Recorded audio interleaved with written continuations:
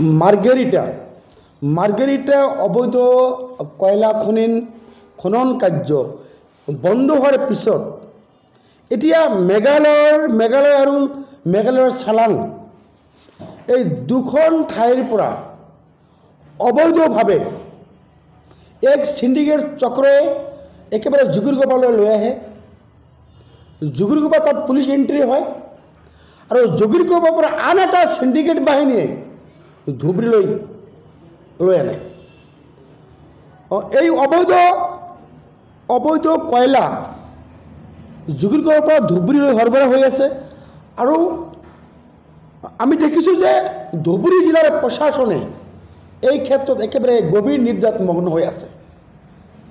আমি ধুবুৰী জিলা কৃষক সংগ্ৰাম সমিতিয়ে আমি সংবাদমেলযোগে দাবী উত্থাপন কৰিছোঁ যে ধুবুৰী জিলাৰ প্ৰশাসনে অনতিপলমে ধুবুৰী জিলাৰ দুৱাৰমুখ চাপৰত পুলিচ চেকিঙৰ ব্যৱস্থা গ্ৰহণ কৰিব লাগে আৰু পুলিচ চেকিঙৰ ব্যৱস্থা কৰিলে আৰু আমি কৃষক মুক্তি সংগ্ৰাম সমিতিৰ লগত থাকিম।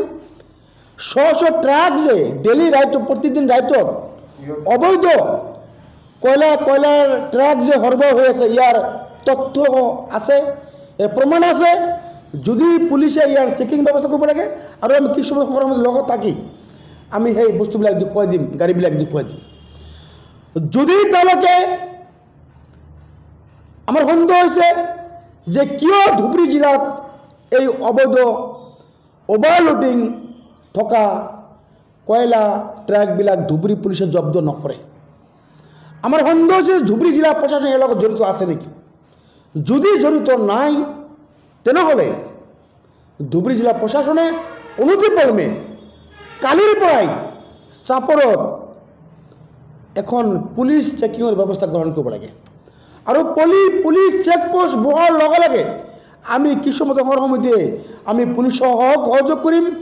আমি কেনেকৈ অবৈধ ট্ৰাক যে সৰবৰাহ হৈ আছে আমি ইয়াৰ তথ্য সহকাৰে আমি প্ৰমাণ সহকাৰে গাড়ীবিলাক ধৰাই দিম। আমি আকৌ কৈছোঁ যে ধুবুৰী জিলাৰ SP মহোদয় জিলা প্ৰশাসনে অনতিপলমে জিলাখনৰ চাপৰ মুখত এখন পুলিচ চেকিঙৰ ব্যৱস্থা গ্ৰহণ কৰিব লাগে। ইয়াতে সিন্ডিকেট বাহিনীটোৱে কোনোবাই সিন্ডিকেট বাহিনীৰ বিৰুদ্ধে কথা ক'বলৈ সাহস নাই।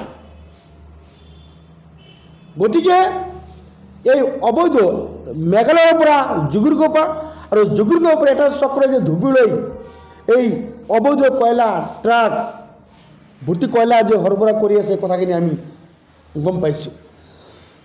গতিকে অনতিপলমে ধুবুৰী জিলা প্ৰশাসনে চেকিঙৰ ব্যৱস্থা গ্ৰহণ কৰি এই সিন্ডিকেট চলা কাৰ্যটো বন্ধ হ'ব লাগে আৰু যদি ধুবুৰী জিলা প্ৰশাসনে